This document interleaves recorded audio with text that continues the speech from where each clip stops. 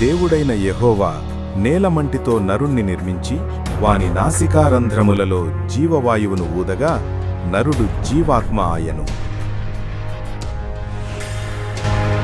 తూర్పున ఏదెనులో ఒక తోట వేసి తాను నిర్మించిన నరుణ్ణి దానిలో ఉంచెను.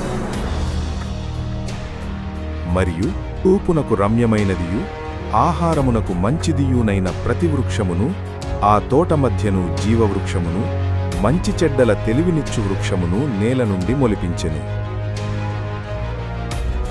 మరియు నరుణ్ణి తీసుకుని ఏదెను తోటను సేద్యపరచుటకును దాని కాచుటకును దానిలో ఉంచెను. మరియు దేవుడైన యెహోవా, ఈ తోటలోనున్న ప్రతి వృక్ష ఫలములను నీవు నిరభ్యంతరముగా తినవచ్చును, అయితే మంచి చెడ్డల తెలివినిచ్చు వృక్ష ఫలములను తినకూడదు. నీవు వాటిని తినుదినమున నిశ్చయముగా చచ్చెదవని నరుణ్ణి కాజ్ఞాపించెను.